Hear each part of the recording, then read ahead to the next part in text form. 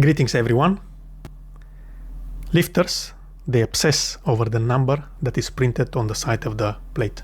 They can swing, they compromise the form in order to lift that heavier plate. But the muscles, they don't know if you're lifting 20 kg, 60 kg. So the main signal is mechanical tension.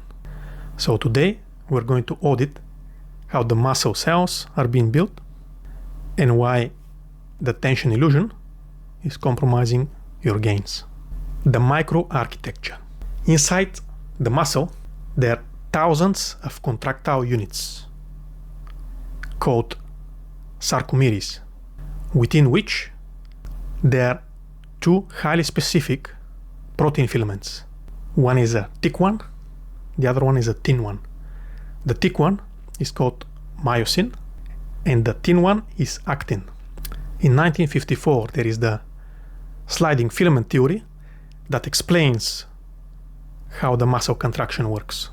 Now, when you see the weight, you visualize it, and the brain sends a signal through the central nervous system, passes to the muscle. Go and lift that weight. Now, the myosin structure, it has something like a head that can grab the actin and brings it toward the center of the sarcomere, thus creating movement. So this is actually the muscle contraction, the tension leak. Here is where the average lifter system breaks down. When you use momentum to swing the weight up, or you just let it go on the way down on the eccentric phase. You're using gravity, you're using physics to move the load. You are reducing the amount of force that cross bridges need to make. Your ego is registering a full rep. But actually, you are drastically removing the stimulus that drives the actual muscle growth.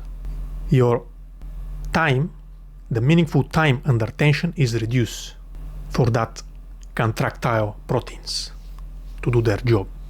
To forge a dense, highly capable mass, you must engage those protein filaments to the maximum. We enforce a strict tempos, 2 to 3 seconds down,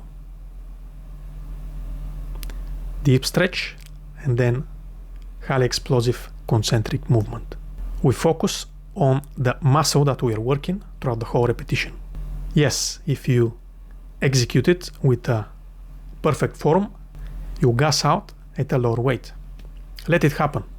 It is much better to do it with flawless form, which will be, let's say, 10 reps. It will most probably give you a better stimulus for the muscle hypertrophy than if you do 15 reps, but with using momentum and very sloppy form. Do not serve the ego, serve the system. Force the mechanical tension and let the biology do the work. Head to thesotermethod.com to see the official white paper. That's been it for today. Let's evolve. Cheers.